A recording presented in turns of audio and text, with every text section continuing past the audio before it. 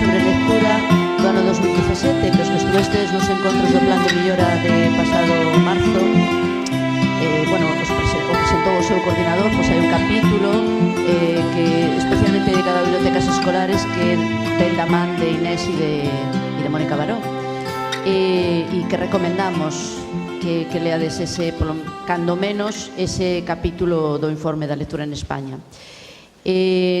Tamén participou nun informe no que tuvemos a sorte de coincidir, tuven eu a sorte de coincidir, no que tuvemos bastante traballo, unha participación bastante activa neste informe que lle estamos dando voltas, que se publicou por parte do Ministerio de Educación, Cultura e Deporte, no apartado de Cultura, dun informe sobre como introducir as competencias de alfabetización informacional e mediática no sistema educativo, con propuestas, análise de contexto, etc.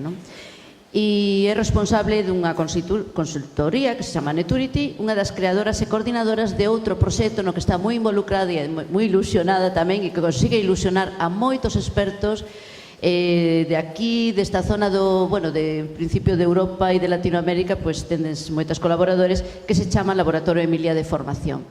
Deixo vos con Inés Viret.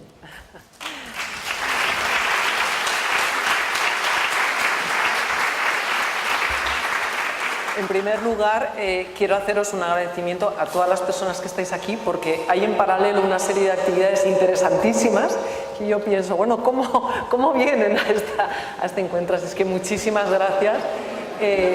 Y por supuesto a la Xunta, al equipo de bibliotecas escolares y a Cristina personalmente, con la cual me ha tocado trabajar y a veces trabajar duro. Es de verdad un gusto, y es un gusto estar en un encuentro de una red social de lectura. Yo hoy estaba sentada en la parte de atrás de la sesión y verdaderamente estaba viendo a todo este colectivo de 1000 personas como una gran red social de lectura de aquí, de esta zona, pero que le encuentro que reúne todas las características de una red social de lectura. Y me preguntaba, bueno, pero ¿cómo voy a hablar yo de redes sociales de lectura a las personas que verdaderamente están en esa red social de lectura? Cuando estuve pensando cómo podríamos plantear esta sesión, pensé que lo mejor era trabajar con la ambigüedad, trabajar sobre todo con las preguntas, en el sentido de que podamos discutir, podamos debatir. Yo le he pedido a Cristina que me interrumpa en un momento determinado porque me parece interesante, y yo creo que hay suficiente material de lo que puedo contar o de lo que podemos comentar que da para discutir mucho. El mismo título. Fijaos que he trabajado con la idea de lectores desconectados y conexión. Estoy a su vez pensándolo desde muy distintos puntos de vista. Desde un punto de vista tecnológico, o sea, de presencia en las redes, de uso de las redes, de uso de las herramientas digitales, pero también conexión en el sentido de implicación con la lectura. Y vamos a ver algunos ejemplos y vamos a discutir. Y para trabajar con esta ambigüedad quiero empezar con esta imagen. Esta imagen es una imagen de lectores que se convocaron en Buenos Aires, en un museo, en el Museo de Arte Contemporáneo de Buenos Aires, en torno a una iniciativa, y he conservado el nombre en inglés porque suena muy bien, pero son sesiones, fiestas de lectura silenciosa, en las cuales los lectores se reúnen, son convocados durante 1 hora y media a un espacio que puede ser una biblioteca, puede ser un espacio de lectura o no. En este caso era un museo, el gran hall de un museo, y cuya condición única es que cada uno aporta su lectura. Como veis, prima mucho el libro en papel, pero también se ve lectura en otros soportes. Hay música ambiental, es un momento muy agradable, dura 1 hora y media y solamente se lee, y se lee en silencio. Y a mí me parece que obviamente hubo colas para poder entrar, o sea, hubo una aceptación enorme a este tipo de convocatoria. Y a mí me parece que esta convocatoria sobre todo nos sirve para discutir algunos temas, como una actividad teóricamente íntima, en cierto modo antisocial, se practica, se pone en funcionamiento en un contexto social. Cómo se busca a otros para esa práctica de una actividad íntima. Y un segundo punto que me parece de mucho interés es esta idea de los espacios de desconexión tecnológica. Cómo se están buscando para algunas actividades ese criterio o ese, digamos, requisito y es estar tecnológicamente desconectados. Me parece interesante. Y a cambio, o en contraste con ese encuentro de lectura silenciosa colectivo, aparece esta imagen que ya sabéis lo que es el fruto de un proceso de impresión en 3D. Fijaos que me sirvo de unos datos que son muy sencillos de mirar. ¿No queda bien? Y este me lo... Disculpad. Son muy sencillos de mirar. En una encuesta muy reciente del año 2016 de bibliotecas americanas, yo aquí no tengo ningún problema en utilizar estos datos porque considero que las bibliotecas aquí son equivalentes a las bibliotecas norteamericanas en calidad, en trayectoria, en profundidad, en la intervención. Y fijaos que se hacía una encuesta a usuarios de muchísimas edades y un 50% quería tener una impresora 3D en su biblioteca. Pero si nos fijamos, lo que más se solicitaba en la biblioteca era formación en talleres que tengan que ver con tecnología, con herramientas digitales. Y en esta encuesta hay un asunto que me parece de una tremenda inteligencia por parte del equipo técnico que tuvo que redactarla, y es que preguntaron a esta población cuántos deseaban que se retirasen libros de estanterías en favor de dejar más espacio para tecnología o para lugar de encuentro, para lugar, digamos, para talleres, para distinto tipo de actividades. Y fijaos que solo el 20... No me funciona... ¿Vale? Solo el 24% de los usuarios deseaba que se retirase el libro físico de esos espacios. ¿Qué es lo que me parece interesante aquí? Que nos están dando mensajes un tanto confusos. Queremos entornos confusos en el sentido de que no son unívocos, no son unitarios. Por un lado hay una demanda por una alta tecnología, por tecnología de último nivel, y por otro lado hay una reivindicación, una solicitación de que el libro permanezca en el espacio de la biblioteca.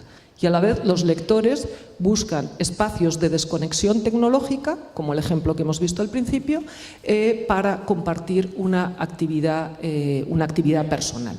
Hay un autor que recomiendo siempre mucho, que me parece que nos ilustra sobre todo con cómo poner nuestra cabeza en relación con el desarrollo de las bibliotecas y el desarrollo de la lectura, que es Robert Darnton, y él dice algo interesante. Fijaos cuál es la velocidad del cambio que se ha producido en relación con la cultura escrita. Y marca los hitos más interesantes. No lo voy a leer, pero sí nos podemos fijar en los números, en cómo, digamos, se reducen esos números. De la escritura al códice, 4.300 años. Del códice a la imprenta de tipos móviles, a Gutenberg, 1.150 años. Se divide por 4. De los tipos móviles a Internet, 524. Ya lo hemos reducido por 2. De Internet a las herramientas de búsqueda, 20 años. Y de los buscadores al algoritmo que utilizamos todos en Google, 7 años. Y él dice algo interesante, dice, realmente esta velocidad como profesionales, y en este caso como maestros, como profesores, nos produce un cierto desconcierto. Y yo creo que ese desconcierto es creativo. Creo que lo que hemos visto hoy aquí nos ayuda a pensar, nos ayuda a discutir, nos ayuda a marcarnos un horizonte en torno a lo que se está denominando este nuevo ecosistema de información, recomendación, adquisición y socialización de la lectura. Hoy Óscar invitaba a los lectores a convertirse ellos mismos en prescriptores. Es que los lectores ya son prescriptores, realmente ejercen esa actividad de prescriptores. En una reunión de no hace mucho, una reunión de expertos en relación con cuál va a ser el futuro de la lectura digital, de los soportes, de los medios, de cómo leemos cuando nos enfrentamos a la lectura de un texto digital, un experto que me gusta mucho, de origen canadiense, dijo una cosa a mi modo de ver muy acertada, y es que Internet es una selva amazónica de conversaciones sobre libros, muchas de ellas invisibles para nosotros. Invisibles lo marco porque será algo que aparecerá a continuación en mi presentación. ¿Qué es esa selva amazónica? Es esto. Son estos logotipos que vemos aquí, que seguro que muchas y muchos de vosotros estáis integrándolos en vuestros clubes. ¿Reconocéis? Así simplemente por tener una idea de dónde estamos. ¿Cuántos de estos logos reconocéis? Por ejemplo, ¿cuántas personas reconocen más de 3? O porque los utilizan o porque los tienen integrados en sus actividades. Más de 3. ¿Nadie? Más de 2, 3, 4 personas. Vale, bueno, perfecto. Hay un fenómeno interesante, hoy hemos estado hablando de los booktubers con Óscar, pero hay un fenómeno interesante que es más reciente y que creo que puede tener un interesante recorrido también, que son los bookstagrammers. Ya he visto que algunos institutos de la red de bibliotecas de aquí de Galicia está trabajando, está plasmando esto. Son, como a veces se llama, productores más tímidos, no quieren aparecer físicamente en sus producciones, en sus recomendaciones, pero sin embargo hacen montajes visuales de a veces una importante, digamos, carga semiótica. Y yo creo que este camino creo que puede tener también bastante futuro, aunque no aparecía ahí. Yo voy a utilizar algunos ejemplos para provocar la discusión, sobre todo en torno a los 3 ámbitos que marca la diapositiva. Vamos a empezar con uno, que además es un bloguero galego.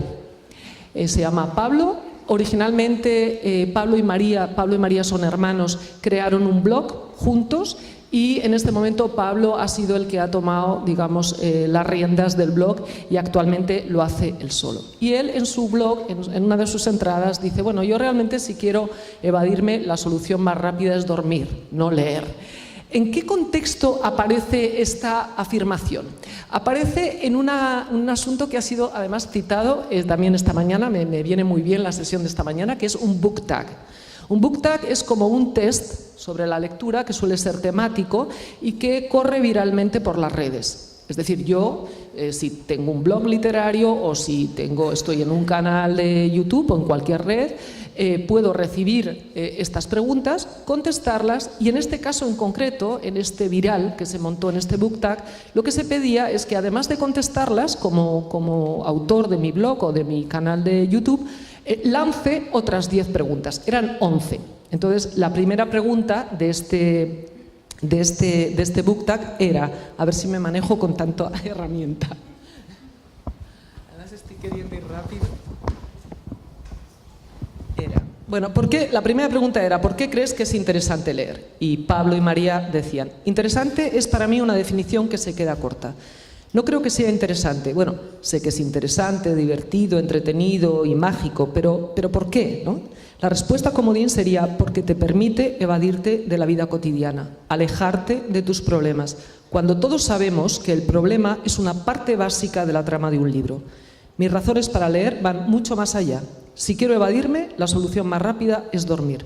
Con la lectura busco entretenerme, recorrer mundos sin poner un pie en la calle, vivir arriesgadas aventuras sin existir peligro real y, ¿por qué no?, vivir experiencias inalcanzables para mí de no ser por el poder del papel.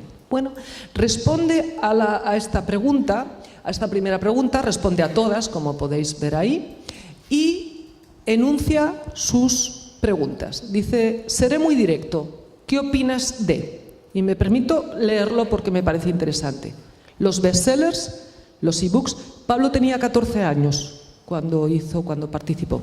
Los ebooks, las precuelas, los spin-off, el spoiler, las novelas anónimas, las novelas coescritas, los escritores que contratan a terceros para que escriban en su lugar, la piratería en Internet, el plagio, la censura. Y me atrevo a preguntaros, por un lado, ¿cuántos de estos temas los incorporamos en nuestra actividad en los institutos como temas de discusión? ¿Cuántos de esos puntos a lo mejor no entendimos bien lo que quieren decir? Pues este es el universo que ellos están creando y este book tag circuló por las redes y contestaron y recontestaron, digamos, y funcionó como un elemento viral. Me he molestado en hacer una lista de términos absolutamente habituales en las redes sociales de lectura, tanto en la blogosfera literaria, en los canales literarios de BookTube, una lista que está fundamentalmente en inglés, pero porque son términos, como ha dicho hoy Violeta, que los emplean en inglés, no hay traducción, no es que hayamos sido perezosos, sino que no hay traducción. Y me parece que hay 17 términos, que es una selección de la terminología que ellos usan para conversar en esa selva amazónica sobre libros. Y también me atrevo a preguntaros, ¿Cuántos de estos términos no conocemos? No tenemos ni idea de a lo que se refieren. Vamos a hacer una prueba, no seáis tímidos, no pasa nada. ¿Cuántos conocéis más de 3 términos que os parece que entendéis? Menos de 3 términos he querido decir. Menos, o sea, más de 3 términos. Vale, o sea que sí que estáis un poco en esa onda, aunque la diapo de las redes no estaba tan clara.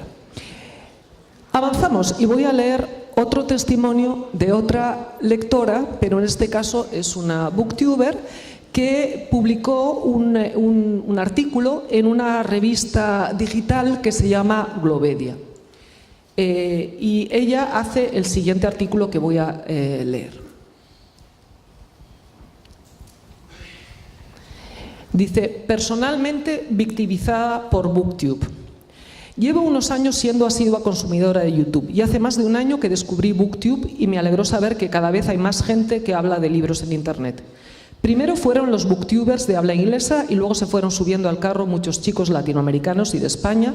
Incluso muchos bloggers de nuestra blogosfera ya hacen más vídeos que entradas.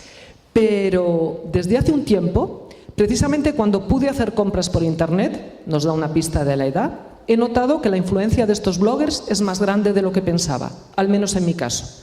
Hace un tiempo he notado que ver vídeos en BookTube hacen un efecto negativo en mí, y es que me siento personalmente victimizada por BookTube. ¿Por qué razón? Quiero confesar que estoy siendo víctima de BookTube porque cuando entro a mi página de YouTube y miro mis actualizaciones sobre libros, la mayoría de los casos son book hauls donde los videobloggers en cuestión compran 13 millones de libros, casi todos súper populares, y es más consumismo que otra cosa. El problema es que la mayoría de estos chicos y chicas leen casi todos lo mismo. Raro es el booktuber que lee otra cosa que no esté de moda. Entonces todos hablan súper positivamente del libro X o de la saga Y. Tengo muy claro que soy de gustos raros y no me gusta todo lo que le gusta al resto. Entonces yo me empiezo a cuestionar si es que soy muy cuadriculada mentalmente o es que me estoy perdiendo de leer unos libros buenísimos que cambiarían mi vida. Y empiezo a hacer un repaso de algunas de las sagas y críticas y comentarios más presentes en las redes sociales. Pero quiero terminar por sus últimas palabras, después de ser bastante ácida con esas críticas. Dice: bueno, debo confesar que me encanta BookTube y es una forma de mantenerme al día con las novedades en inglés. Hay videobloggers súper cucos y que recomiendan cosas que no conozco y me pueden interesar bastante. Pero aceptémoslo, que la mayoría leen lo que está de moda, lo que le gustó a Peranito o a Sutanito y las novedades que están por salir. Mi queja se reduce a eso. Me crean unas expectativas y luego caigo en la trampa y es cuando uno dice que la juvenil es siempre igual. Y lanza una pregunta: bueno, ¿se han sentido ustedes, vosotros, os habéis sentido victimizados por BookTube? ¿O son solo paranoias mías de mi cosecha personal? Bueno, me parece interesante que una booktuber tenga esta visión de qué es lo que le está pasando. Hace muy poco, hace un año, se publicó un estudio muy interesante, además está en abierto, está en la red, hacia una antropología de los lectores, coordinado por Néstor García Canclini, que es un antropólogo interesantísimo, y en el cual también nos lanza, digamos, como algunas preguntas para hacernos. Y dice: bueno, ¿por qué, si la lectura de libros se refiere a la realidad mexicana, pero creo que podemos releerlo desde nuestro propio contexto? ¿Por qué, si la lectura de libros está estancada en México y los libreros se quejan de que sus ventas se deprimen, las ferias del libro reciben cada año más visitantes? Los estudios encuentran que la mayoría de los asistentes son jóvenes y más de la mitad compradores. La hipótesis, y aquí destaco lo que quiero llamar la atención, la hipótesis a que nos conduce este contraste es que las interacciones sociales, lo que hemos vivido hoy aquí, las interacciones sociales contienen claves de lo que sucede al leer que permanecen ocultas en las encuestas aplicadas a individuos. Y es así, si nosotros preguntamos qué es lo que nos lleva a leer un libro, en una encuesta muy reciente, ¿cuál es el criterio que más te inclina para seleccionar un libro? En la población joven y en la población adulta, da que más de un 80% es aquello que me recomienda una persona, un amigo, alguien de un club, una persona. Más de un 80% es algo que me recomienda una persona. Pero ¿dónde están hoy esas personas con las cuales se relacionan nuestros alumnos? Indudablemente en las redes sociales, que es donde se produce ese encuentro. Y aquí os traía un dato que me parece interesante. No sé cuántos de vosotros usáis Goodreads, no sé si os suena la red social Goodreads. ¿La utilizáis? Levantad alguno la mano. Bueno, es la red social más importante. Más importante, que tiene más peso porque tiene más millones de usuarios. Y voy a avanzar. ¿Cómo podemos explicar que estos lugares, estos espacios de encuentro tengan ese éxito entre los jóvenes? Luego vamos a ver algunos datos.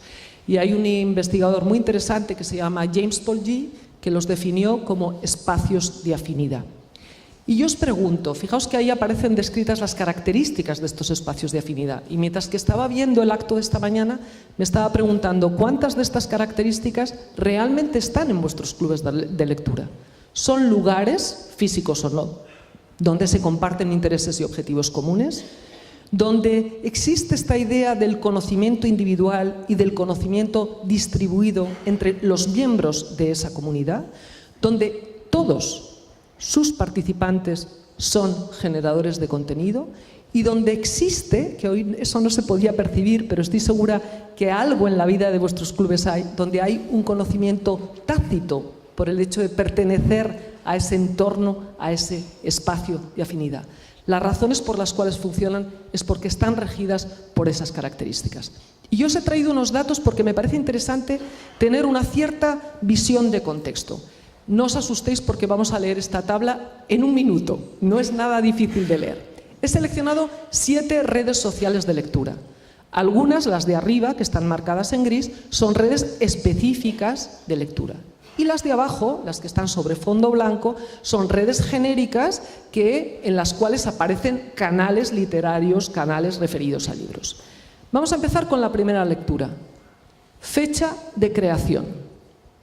Fijaos que yo os he enseñado aquella diapositiva en la que estaban, digamos, todos los logotipos situados y muchos de ellos no parecían conocidos para nosotros, para los profesionales que estamos trabajando con los jóvenes. Muchas de ellas tienen más de 10 años de vida.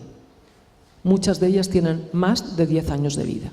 Vamos a ver otro dato, que son los millones de personas que están conviviendo, que están construyendo su identidad como lectores en estas redes de lectura.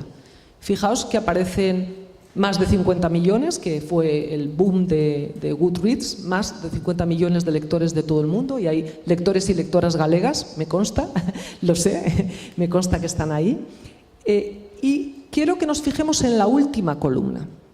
En la última columna os he marcado quiénes son propietarios de estas redes sociales de lectura. Fijaos que muchas de ellas empezaron en proyectos personales, profesionales, de muy pequeño alcance, que empezaron a crecer, a tener un crecimiento muy importante.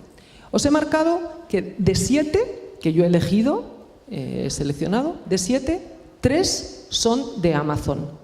No necesariamente las creó Amazon, sino que las adquirió Amazon en un momento en el que había una masa crítica suficiente de datos interesantes para ella. De las 7, 5 son de tecnológicas, es decir, de empresas, de entidades absolutamente ajenas al mundo del libro y de la formación del lector. Y solo 2, y en pequeña proporción, tienen alguna participación del mundo editorial, que en principio es el mundo del que también como lectores nos nutrimos. Y yo pregunto, este gran movimiento de lectores, esa selva amazónica de conversaciones sobre libros que se está fraguando en la red, que se ha fraguado en la red, ¿son nichos de excepción? En el sentido de que hay algunos lectores y algunas lectoras, los que hemos visto aquí, están participando activamente en ella, o también debemos verlo como unos nichos de mercado no solamente en el mercado editorial, sino en el mercado de los datos, en el gran mercado de los datos, que hoy es donde está la clave del negocio en Internet. Y como decía este mismo experto que os planteaba antes sobre esa selva amazónica sobre libros, creo que hay algo importante, y es entender, comprender, participar en esta gran comunidad de lectores, pero sabiendo que hay comunidades de intereses, como dice él de manera literal, localizadas en todos los rincones y grietas alrededor de la web. Y eso es un espacio importante, interesante. Y con esto casi voy a terminar, con una última reflexión que voy a hacer de una manera muy ágil, porque traía bastante más material. Si nos acercamos a cualquiera de estas redes y nos vamos a esa pestaña que dice ¿qué es esto? Por ejemplo, yo tomé Bookish. Fijaos, Bookish se define, ¿qué puedes hacer aquí? Puedes buscar, puedes descubrir, puedes leer y puedes compartir. Y yo os pregunto a vosotros, en la escuela, en la educación, en las bibliotecas, ¿no son estas las mismas acciones que forman parte de nuestra misión, de nuestra actividad? Y hoy las tenemos en redes sociales. Y no hay, lo pregunto, una distancia entre cómo funcionan estas redes, cuáles son los rasgos que regulan la actividad en estas redes y cómo funcionan, en cierto modo, algunas de nuestras instituciones educativas. Fijaos, he hecho un listado de qué explica que estas redes funcionen bien. Una de ellas es que están reguladas entre iguales. La tutoría se produce de manera, digamos, horizontal. Obviamente llegan nuevos miembros a nuestra comunidad, a nuestra red de lectura, pero la tutoría se produce entre iguales. Son frecuentemente experimentales, son innovadoras. Dice ahí, residen en estructuras provisionales, se crean para un fin y si no funcionan, digamos que esa comunidad se va a otro lugar, se encuentra en otro lugar, no hay ningún problema, digamos, en que haya esa movilidad entre las redes sociales. Y algo que me parece muy importante, que es la última característica, y es que funcionan de abajo hacia arriba. Y me he permitido poner algunos rasgos de algunas maneras de afrontar la lectura, a veces en la institución escolar. En estructuras normalmente conservadoras, bastante estáticas, donde hay escasa movilidad y donde a veces la manera de funcionar es contraria, es de arriba hacia abajo. Yo sé perfectamente que en esta sesión, en esta aula, precisamente lo que tenemos son estas características y por eso los clubes que hemos visto hoy tienen esa vitalidad y esa, digamos, personalidad. Pero yo me estoy preguntando más de qué pasa dentro de las aulas, qué pasa cuando estamos afrontando literatura, qué pasa cuando estamos afrontando lectura de manera transversal al conjunto del currículo, qué sucede ahí. Y con esto voy directamente a terminar. Hay una investigadora, y eso os pensaba haber contado más despacio esa investigación, pero no tengo tiempo, no importa, que ha trabajado mucho mirando directamente a cómo se comportan los jóvenes en su interacción con los nuevos medios. Es lo que le interesa.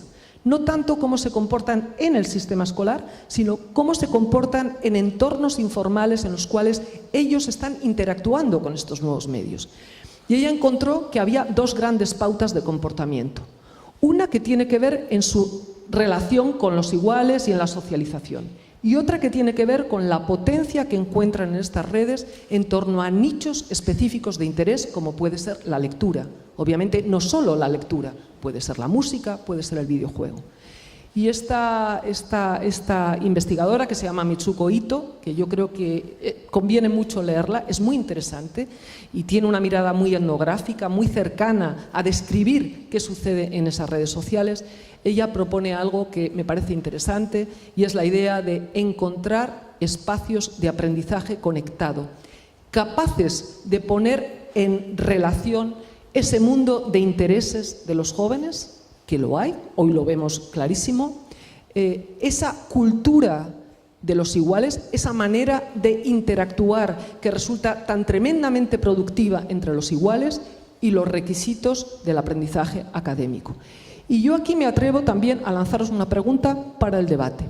Tengo la impresión de que hemos discutido muchísimo y nos hemos puesto mucho de acuerdo, incluso diría desde un punto de vista internacional, en cuáles son los requisitos del aprendizaje académico, cuáles son esas competencias del siglo XXI. Tenemos muchísimos documentos que fijan, que establecen, que aclaran cuáles son esos requisitos. Pero, sin embargo, creo que esa discusión se ha hecho de una manera un tanto aislada de ese otro universo, de ese otro espacio de aprendizaje informal en el cual están participando estos jóvenes, estos chavales que que están presentes en nuestros clubes.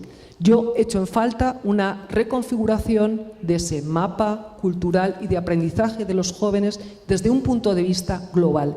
Y entiendo que la clave está en establecer, en forjar esos vínculos.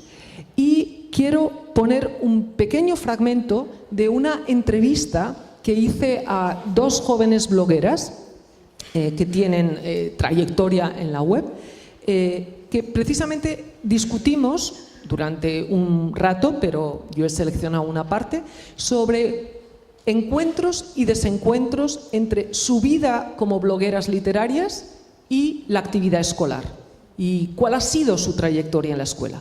Una de ellas es Kim, tiene un blog que se llama Mi Gran Viaje Literario, lo sigue manteniendo, sigue vivo, ella vive en Barcelona. Y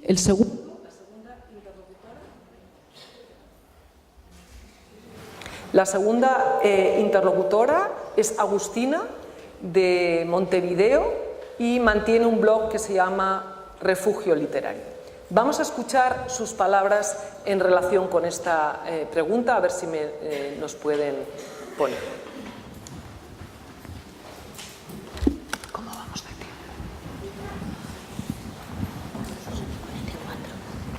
Un momento.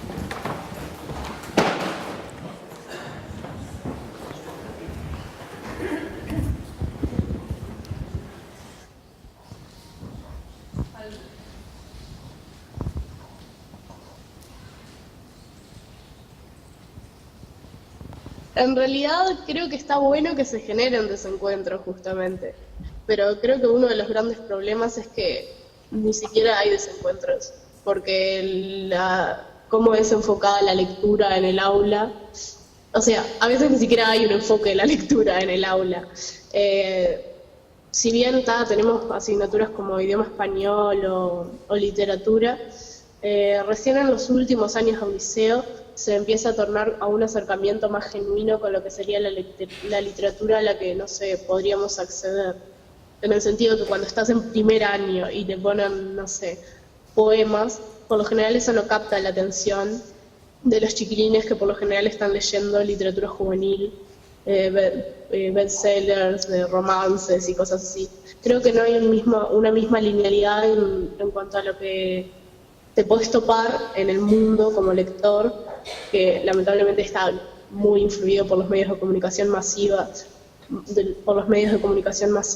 y por, bueno, la industria editorial, que en realidad creo que es lo que terminando el que los blogs y la gente que reseña libros en YouTube sea más o menos del mismo perfil. Creo que, bueno, estamos inmersos también en un mercado. Que el tema de Internet, de las TIC, pues que podría ayudar mucho a la educación. Y creo que tampoco aprovechamos del todo lo que Internet, todo lo que las redes nos pueden llevar. Bueno, que hay muchas cosas malas, pero también hay muchas cosas buenas. Y creo que en estos dos sentidos, en el tema de Internet y en el tema de la lectura, la educación todavía tiene que avanzar. Creo que educamos como educábamos hace 100 o 200 años.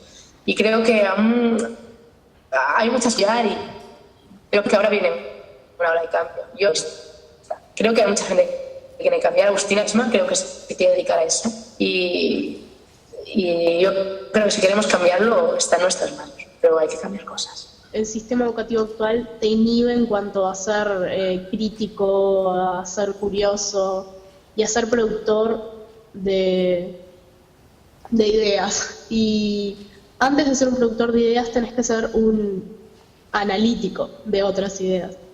Y creo que el blog justamente es la cara opuesta, porque te está incentivando a que vos des tu versión de lo que lees, de lo que pensás, de lo que piensan otros. Te está incentivando a ser un agente activo. La estructura física incluso del aula es antitética, porque no es horizontal, tenés una persona enfrente que está transmitiendo el conocimiento o la verdad hacia un grupo de personas que está sentada y sin tener relacionamiento entre sí. Eso te hace que estés capacitado para ver solo una versión del mundo, que es la versión oficial, la versión que te plasma alguien que está en una jerarquía superior a la tuya. El blog lo que hace es anular las jerarquías. Bueno, la entrevista sigue. A partir de ahí lo que hacen es precisamente comparar esa estructura libre, horizontal, en la que ellas están creando sus blogs y viviendo su actividad literaria, y la experiencia de su formación literaria en el sistema formal. Yo simplemente quiero terminar planteando una cosa. Hemos visto, digamos, un entorno que se regula, se rige de una manera externa, ajena al sistema educativo formal.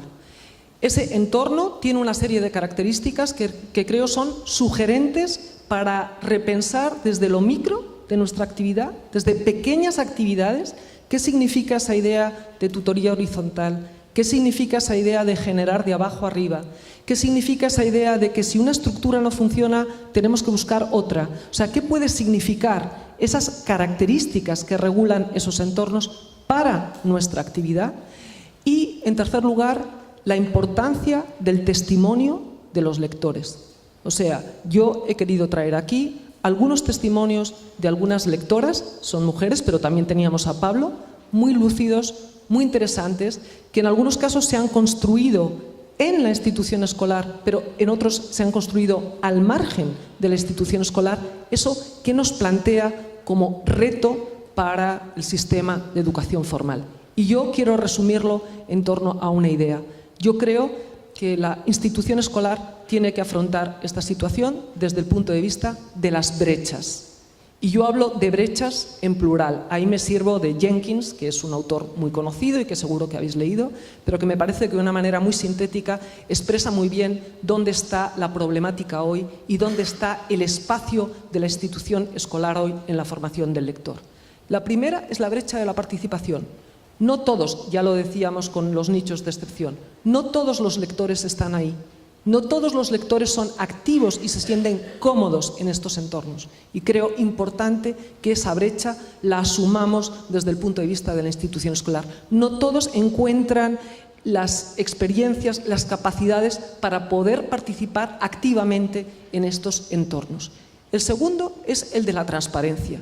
Estamos en un entorno, como se decía antes, lleno de complejos intereses que no son visibles ni siquiera para nosotros como formadores, que estamos a su vez aprendiendo a construirnos como formadores en presencia y con estas redes sociales. Y yo creo que este es un objeto de la enseñanza de la educación formal. ¿Qué sucede? Desvelar qué significa comprender, aprender en nuestra interacción con los nuevos medios, en un nuevo contexto social, político, ideológico. Y yo creo que eso es objeto de la educación escolar y de la formación del lector. Y el último tiene que ver con un reto que este mismo autor llama un reto ético. Hay una difícil interacción entre la visibilidad y la privacidad.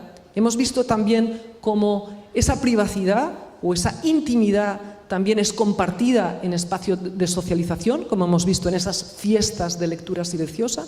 Bueno, y en ese difícil equilibrio, yo creo que la escuela tiene que tener un papel relevante, un papel de discusión crítica, de debate y de co-construcción con nuestros lectores. Y a partir de ahí, os dejo la palabra a vosotros para la sesión de preguntas. Muchísimas gracias.